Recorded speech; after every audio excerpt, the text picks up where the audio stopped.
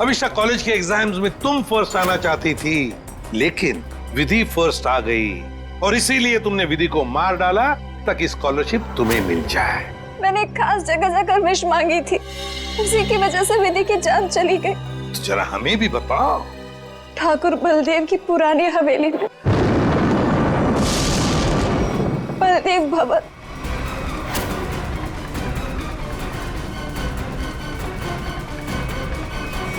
मेरा यकीन कीजिए सर, हवेली के पीछे की तरफ एक छोटी सी सीढ़ी मिली है, लेकिन पूरी तरह से टूटी हुई है। जैसी सीढ़ी ये बता रही है वैसी तो हो ही नहीं सकती। सर, इस तरफ तो कोई सीढ़ियां है नहीं। सर, मैं वहाँ की सीढ़ी की बात नहीं कर रही हूँ। सीढ़ी यहाँ थी इस जगह, और बड़ी सी सीढ़ी थी, और वहाँ से चढ़ के मैं ऊपर गई थी और मैंने विश मांगी। मैं झूठ नहीं बोल रही हूँ। मैं झूठ नहीं बोल रही।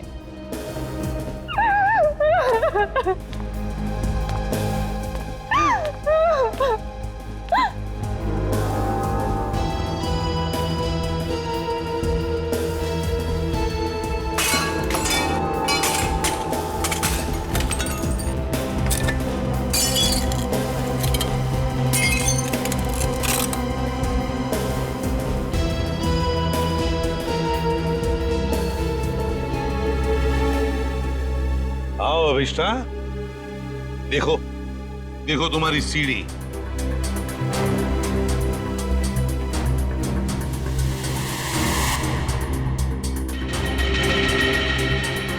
नहीं हो सकता, ये नहीं हो सकता। सीढ़ियाँ यही इसी जगह पर थी। किसने कहा था तुम्हें यहाँ इस हवेली में आने के लिए? तांत्रिक मिश्का ने। उसने कहा था कि इस हवेली में अपनी आंखों में पट्टी बांधकर जो भी विश मांगोगी वो पूरी होगी।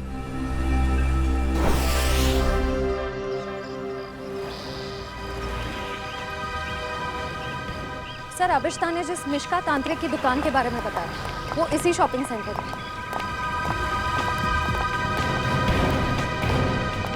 Shop number 108। ये पर ये तो कोई कोकाली इन्वेस्टमेंट का ऑफिस है।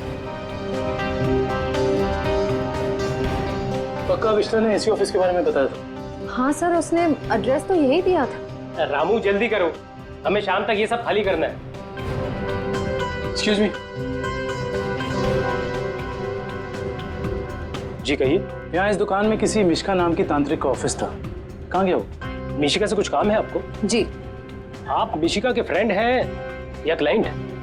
हम सीआईडी से हैं। सीआईडी? अरे सर, कल ही मैंने मिशिका और उसके हस्बैंड प्रमोद की पुलिस में रिपोर्ट करवाई है।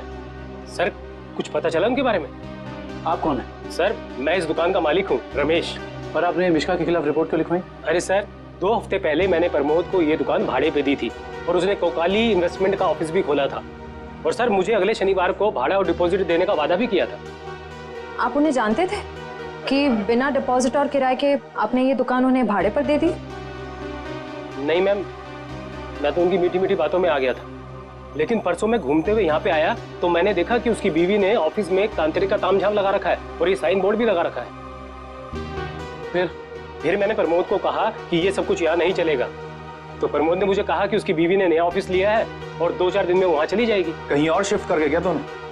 पता नहीं सर, रातों रात दोनों ने ऑफिस खाली कर दिया और मेरा 15 दिन का भाड़ा तक नहीं दिया। सर, आपने जो एग्रीमेंट कराया होगा उसमें उनका पुराना एड्रेस होगा, जरा दिखाइए। सर, एग्रीमेंट तो नहीं बनाया, मैंने सोचा बाद में बना दूंगा। आपके पास उनकी फोटो भी नहीं होगी? नहीं मैम, फोटोग्राफ भी नहीं है। जानते हो ना, बिना एग्रीमेंट के दुकान भाड़े पे देना कितना बड़ा जुर्म है। जानता हूँ सर, गलती हो गई, सॉरी। बस सॉरी बोल दी और बात खत्म हो गई। कब समझेंगे आप लोग? चेहरा याद है उनका? जी सर, चेहरा याद है। उनका स्केच बनवाओ। जी सर।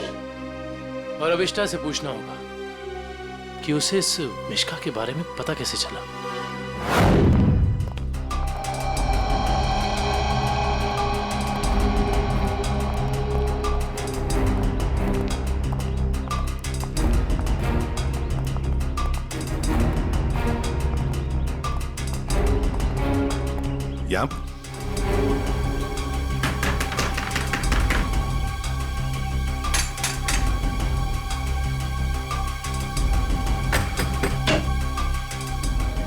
सर आप विधि के खूनी का पता चल गया क्या? बहुत जल्द पता चल जाएगा, लेकिन तुम्हारे पास ऐसी कोई जानकारी है जो हम जानना चाहते हैं? जी मेरे पास? जी हाँ।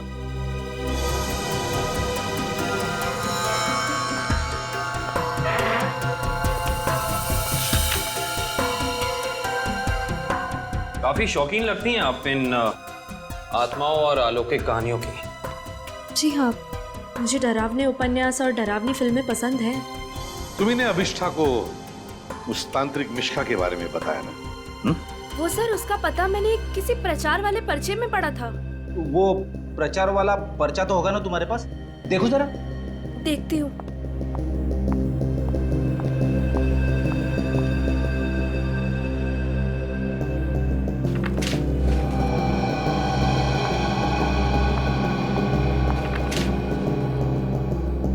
तंत्र विशेषज्ञ मिशिका, आत्मा अनुसंधान केंद्र, shop number 108, rainbow shopping mall.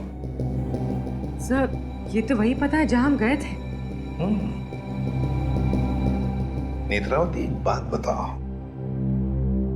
ये पता, इस तांत्रिक का पता क्यों दिया तुमने अभिष्ठा को?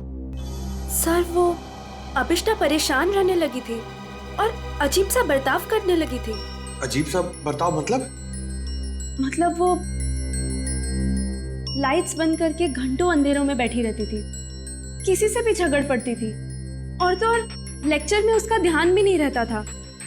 पेजेस पे विधि का नाम लिखती रहती थी, कम से कम 3-4 पेज लिख चुकी थी। और सिर्फ इसीलिए तुमने अभिष्ठा को इस तांत्रिक मिश्का का एड्रेस दिया है? नहीं सर, तंत्र मंत्र में तो मैं भी विश्वास नहीं रखती हूँ, लेकिन मुझे लगा शायद इससे उसका ध्यान बढ़ जाएगा और अपनी इस हालत से वो बाहर आ पाएगी। हाँ, लेकिन वो इन सब चीजों से बाहर आने की बजाय इन सब से जुड़ती चली गई। सच कहूँ तो अगर मुझे पता होता कि इन सब का नतीजा विधि की मौत है, तो मैं उसे ये सलाह कभी नहीं देती। ठीक है, अगर जरूरत पड़े तो हम तुमसे फिर मिलेंगे।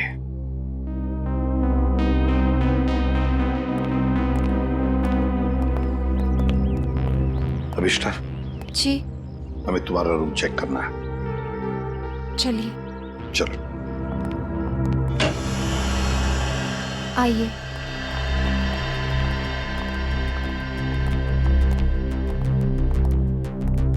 कमरे की अच्छी तरह से तलाशी ले लो।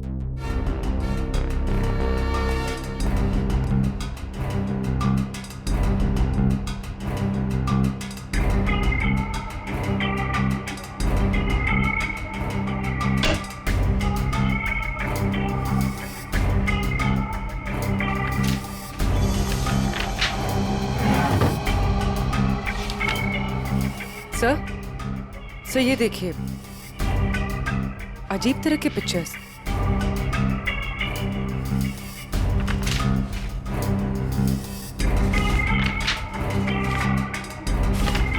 क्या है ये सब तुमने बनाई? मुझे पेंटिंग का शौक है।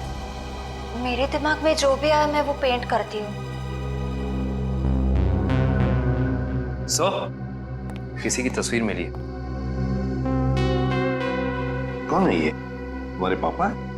जी, मगर कुछ साल पहले ये गुजर गए। मेरे चाचा चाची ने मुझे पाला है। इनफैक्ट कॉलेज और हॉस्टल का खर्चा भी वो ही देखते हैं।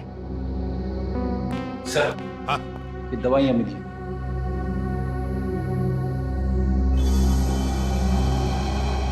कैसी दवाइयां हैं ये? वो मेरा सर बार बार दुखता है तो ये उसी की दवाई है। Excuse me. सर, ये देखिए।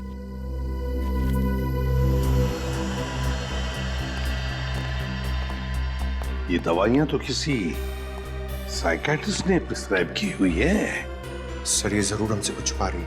हाँ।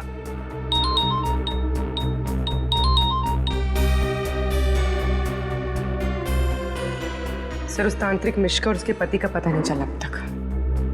ठीक है, पहले इस साइकियाट्रिस्ट से मिलते हैं और पूर्वी अभिष्ठा पर कड़ी नजर रखो।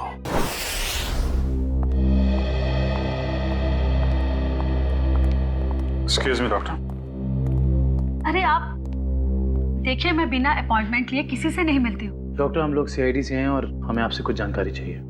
जी कहिए। आपकी एक मरीज है अभिष्टा। ओह, अभिष्टा। जी हाँ।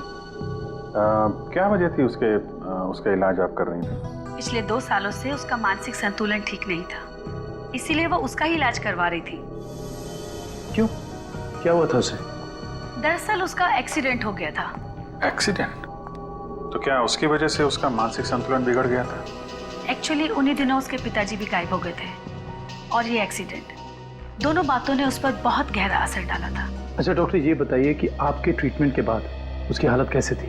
उसके हालात में तो बहुत सुधार था, लेकिन बहुत गहरे जख्म जल्दी नहीं भरते। तो इसका मतलब अभिष्टा अभी तक पूरी तरह ठीक नहीं हो पाई? हाँ सर, और शायद इसी वजह से वो उन सीढ़ियों की बात कर रही है जो उस हवेली में है ही नहीं। अच्छा डॉक्टर, ऐसा हो सकता है क्या कि ऐसे मरीज इन्होंने कोई क्राइम किया और उसको छुपाने के लिए कहानी बना रहे हो कि मैं खुद विक्टिम हो गई हूँ, और ऐसा हो सकता है क्या? देखिए, mind is a very complex thing. मैं तो क्या, दुनिया का कोई भी डॉक्टर इसके बारे में एग्जैक्टली नहीं बता सकता। ये तो है। Thank you very much.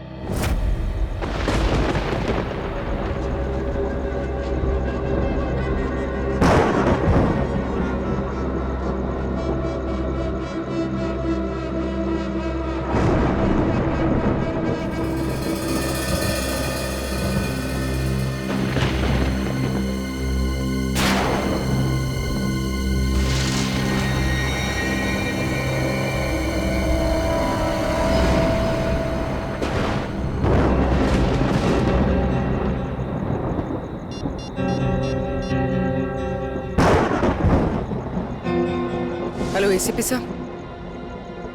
Sir वो कॉरिडोर में बैठी है, कहीं खोई हुई है। मैंने उस पर नजर रखी हुई है सर। ठीक है पूर्वी, उसके हर मूवमेंट पर नजर रखो, बताते रहना मुझे क्या क्या करती है वो। ओके? जी सर, कुछ भी अजीब होता है तो मैं आपको फोन करती हूँ।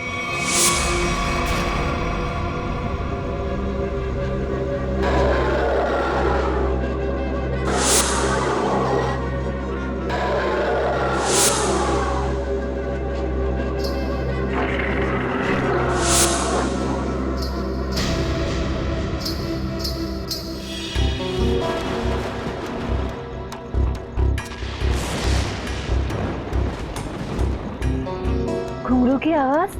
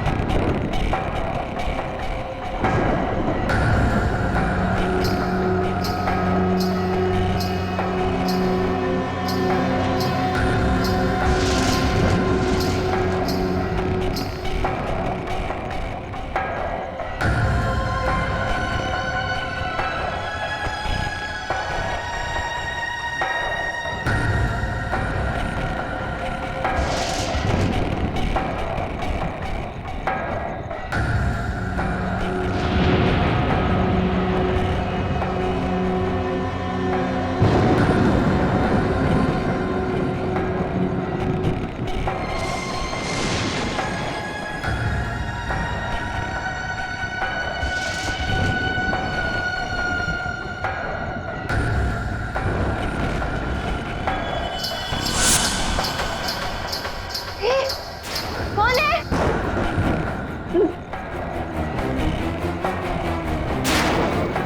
कौन है? चंदा तुम?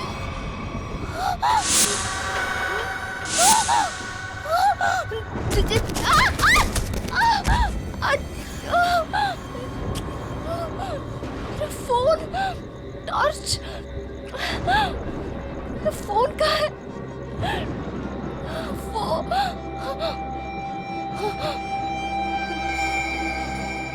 चंदा कहाँ गायब हो गई?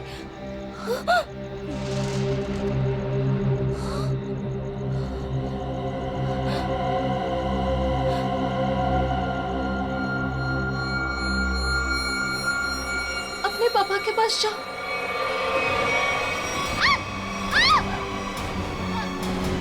बचाओ बचाओ बचाओ!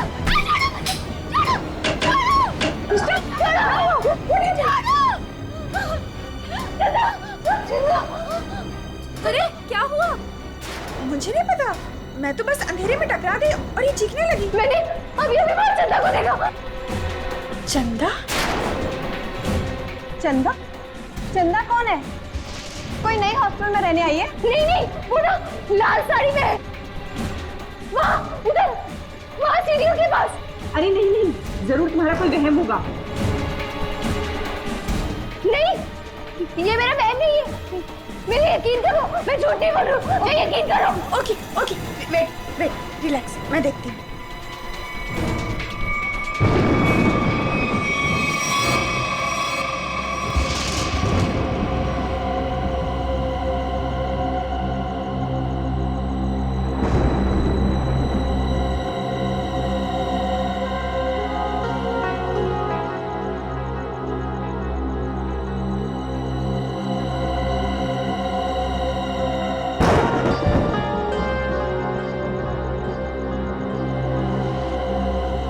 यहाँ पर तो कोई भी नहीं है और कुछ लिखा भी नहीं है।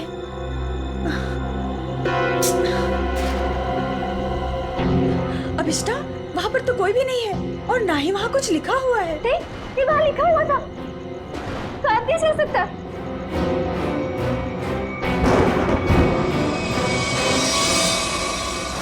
हॉस्टल से उस लाल साड़ी वाली औरत के बारे में कुछ पता चला? नहीं सर, पूर्वी ने पूरा हॉस्टल चेक किया है, ऐसी किसी भी औरत के होने का सुराग नहीं मिला है। और जो लाइट गई थी थोड़ी देर के लिए, कोई बाहर वाला था क्या? सर पूर्वी ग्राउंड फ्लोर पर थी और भी कई स्टूडेंट्स थे वहाँ पे। ऐसे किसी का मेन स्विच ऑफ करके गायब हो जाना इतना आसान नहीं हो सकता। और जो दीवार पे लिखा था खून से, उसके बारे में क्या बताया? नहीं सर, दीवार पे किसी भी खून का निशान नहीं मिला और न ही ऐसी किसी लाल स्याही का निशान मिला है जो अचानक हवा में उड़ जाए, गायब हो जाए। इसका मतलब सविष्टा की दिमागी हालत बहुत बुरी है, तभी उसे ये सब दिखाई दे रहा है।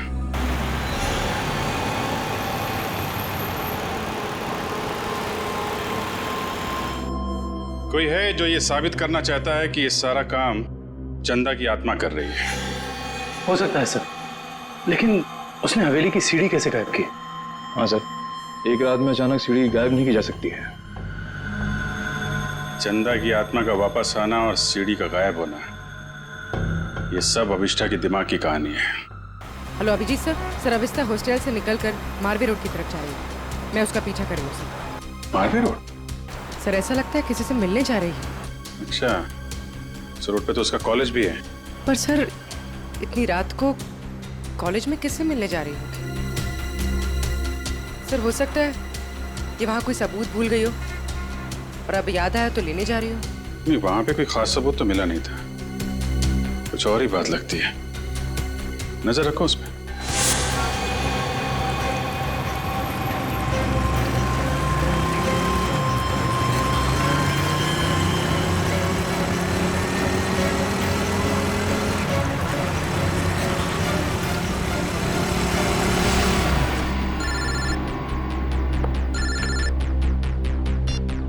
हाँ पूर्वी। सर ये तो शहर से बाहर निकलने वाली एफडी रोड पर जा रही है। FD road? उस तरफ तो जंगल है।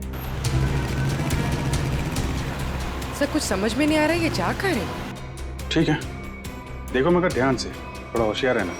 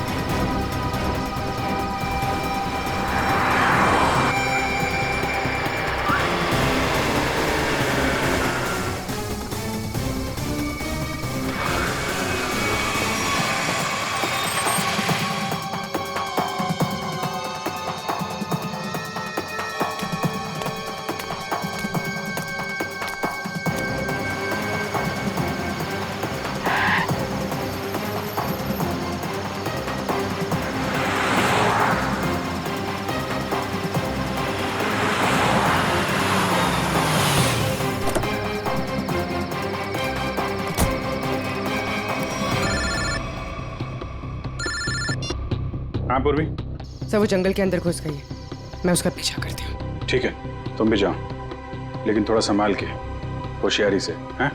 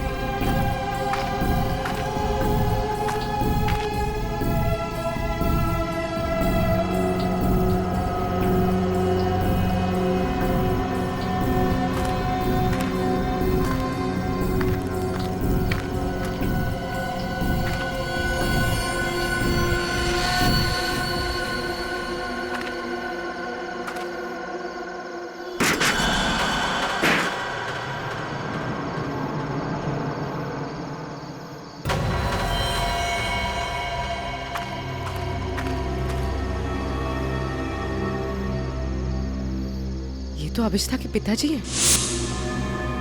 कौन है ये? तुम्हारे पापा? जी। ये तो मर चुके हैं।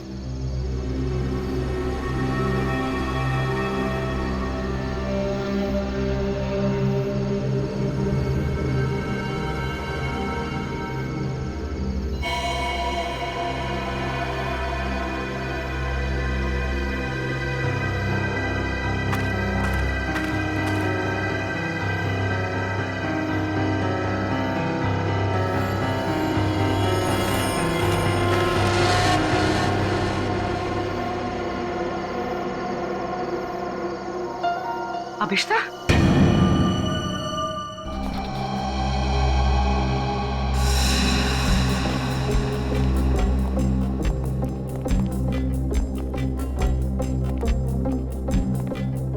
अभिष्ठा,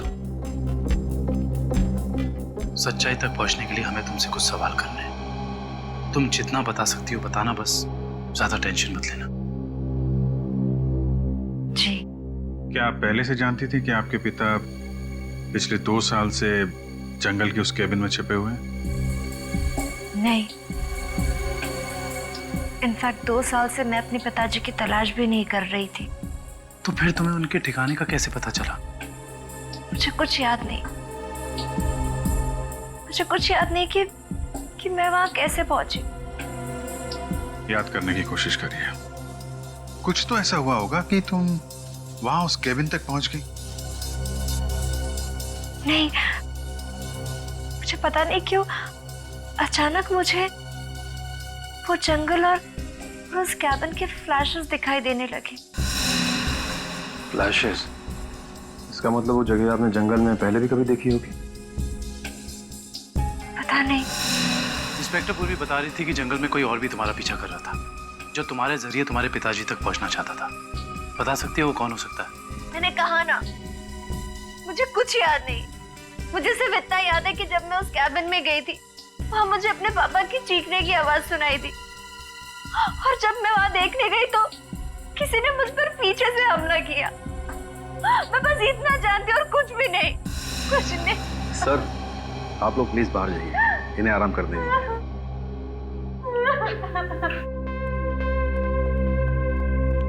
सर, अभिष्टा के पिताजी के बारे में ज्यादा कुछ जानकारी मिली नहीं।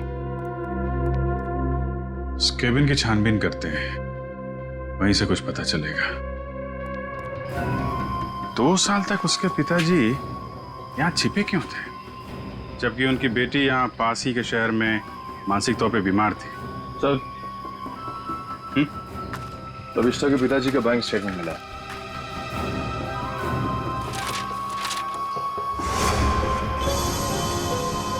काफी सारे अकाउंट्स हैं इनके तो,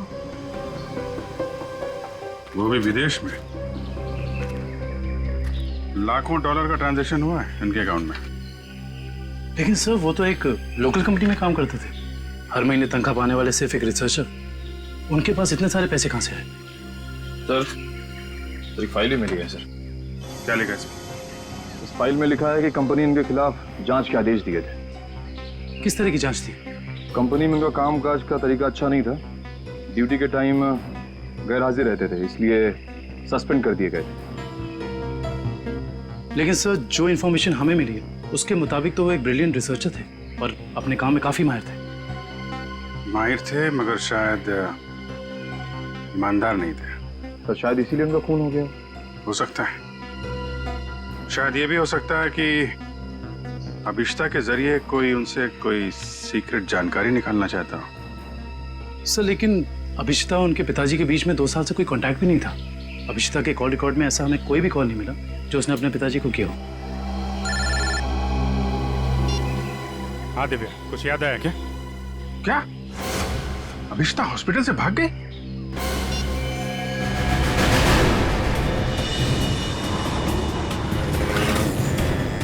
हेलो अभिष्टा, अभिष्टा कहाँ हो तुम? हवेली में? हेलो हेलो अभिष्टा, तुम ठीक तो हो? हेलो हेलो, लगता है अभिष्टा किसी मुसीबत में हवेली में है। वो फोन चालू है मगर वो बोल नहीं रही है।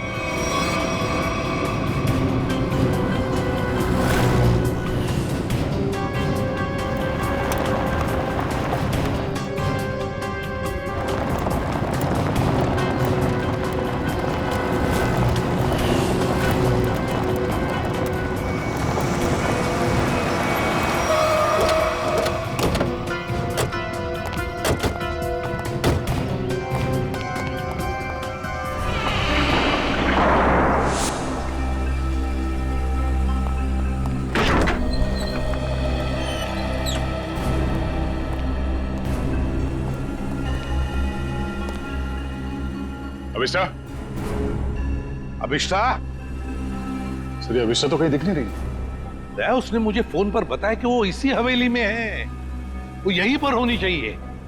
काम करो, चारों तरफ फैल जाओ, एक एक कोना छान मारो इस हवेली का।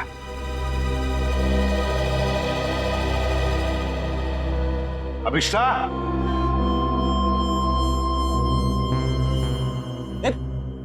कहाँ जा रहा है? अभिष्टा को ढूंढने से। मेरे साथ चल। अभिष्टा का तो पता नहीं है, मगर यहाँ पे आत्मा जरूर होगी। कभी सीढ़ी बनाती है तो कभी गायब कर देती है। इन आत्माओं का कोई भरोसा नहीं होता। मेरे साथ चल चल। लगता नहीं है ये अभिष्टा यहाँ पर आई थी। कैसे हो सकता है? उसने मुझे बताया था कि वो हवेली में ही है, हवेली में। उसका फोन ट्रैक करके देखो।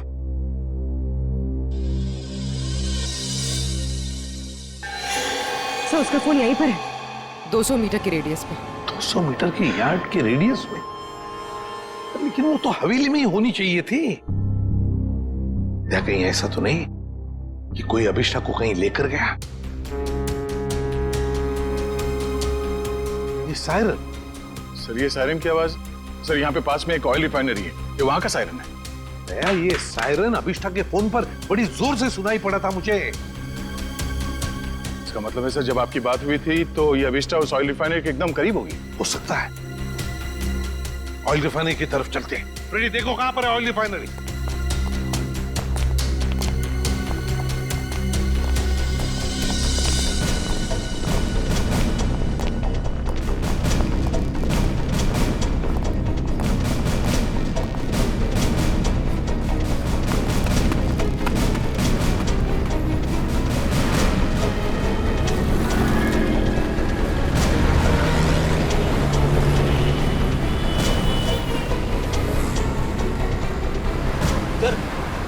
ऑयल रिफाइनरी भी यहीं पे दिखा रही है।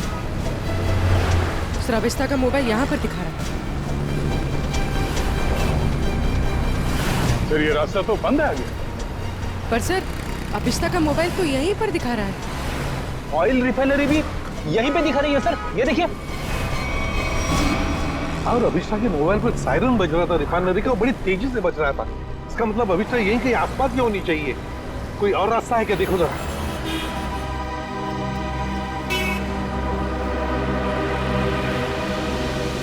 नहीं सर, और तो कोई रास्ता नहीं है। देखते हैं। नहीं ऐसा तो नहीं कि किसी ने जानबूझकर रास्ता बंद कर दिया है? देखो जरा।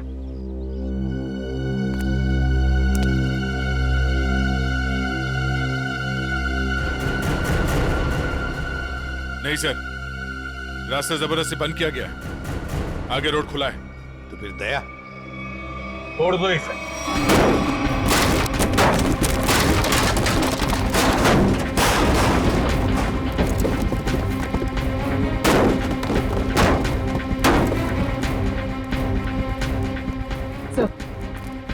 सर मोबाइल यहीं पर है सर। सर अभिष्टा का मोबाइल यहीं पर है। सर हाँ मोबाइल।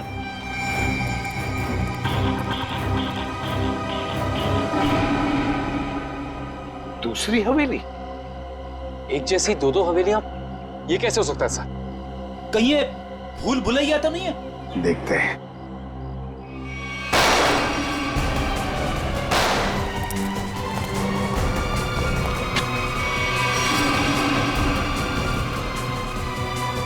गुंडों को तो मार दिया, आत्मा को गोली कहां से मारूं?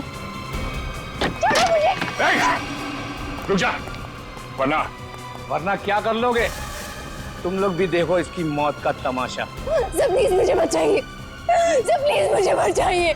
छोटे से कोई नहीं बचा सकता इसको।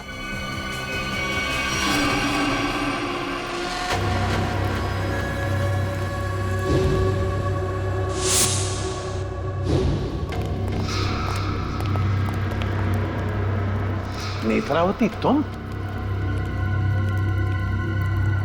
हाँ मैं।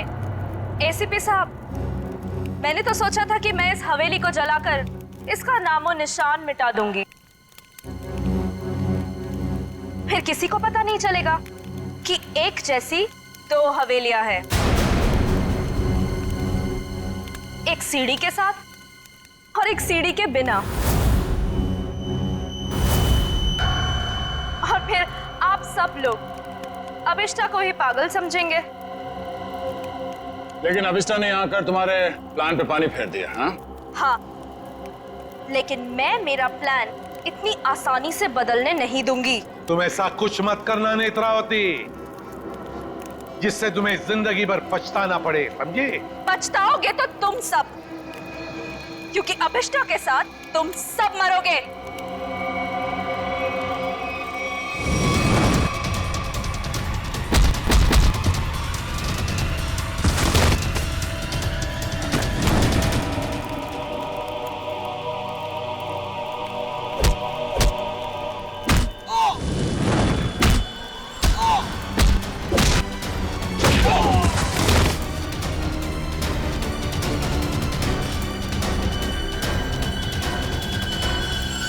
Thank you so much sir. बताओ अभिष्टा, तुम यहाँ वापस क्यों आई? सर जब मैं हॉस्पिटल में थी ना, नेत्रावती मुझसे मिलने आई थी।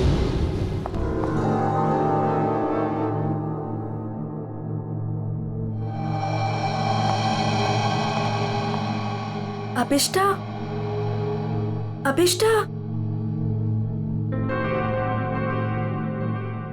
नेत्रावती तुम? आराम से। अभिष्टा ये सब कैसे हो गया?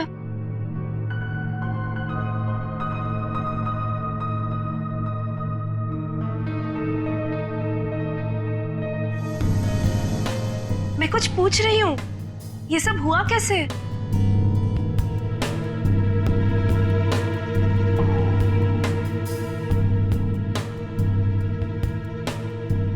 मुझे याद नहीं है। अरे तुम कहाँ जा रही हो? वॉशरूम। पर नेत्रावती तू ना कहीं मत जाना, हाँ? यहीं रुकना, मुझे तेरे से ढेर सारी बातें करनी है। हाँ ठीक है। पक्का कहीं मत जाना प्लीज। मैं अब भी जाके आए, हाँ? रुकना यहीं पे। हाँ।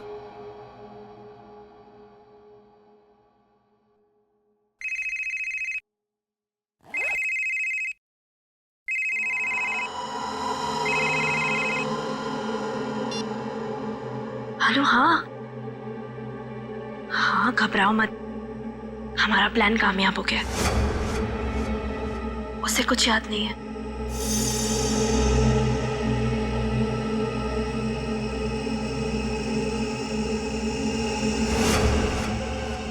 हाँ हाँ, बस यहाँ से निकल के मैं वहीं जा रही हूँ, ठाकुर बलदेव की दूसरी हवेली ना, जिसमें सीढ़ियाँ हैं। गिरवा दूंगी।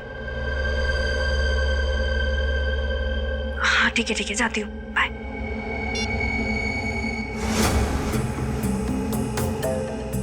अभिष्टा। हाँ मैं ना निकल रही हूँ, कुछ जरूरी काम है। Okay bye. बाय।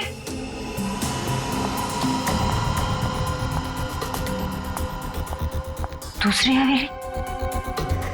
ये दूसरी हवेली का क्या मतलब है? पता लगाना होगा। यहाँ से जाओ कैसे?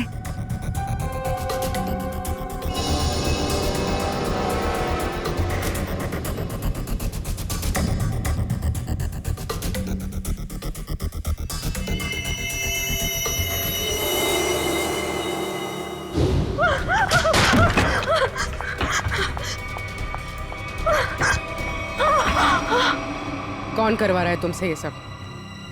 नहीं बताएगी? नहीं बताएगी?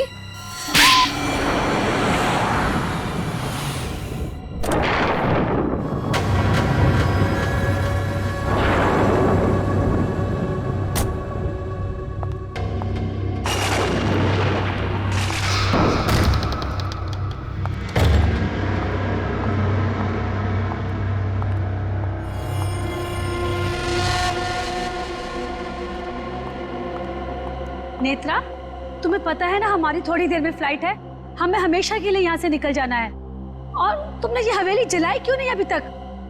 माँ, एक प्रॉब्लम है। इतना छोटा सा काम नहीं कर पाए तुम।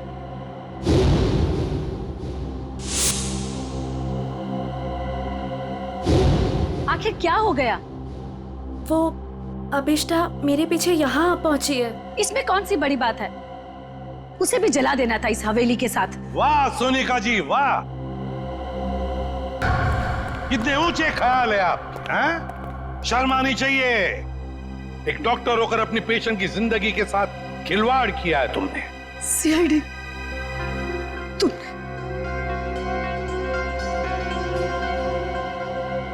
मेरे पास और कोई रास्ता नहीं था।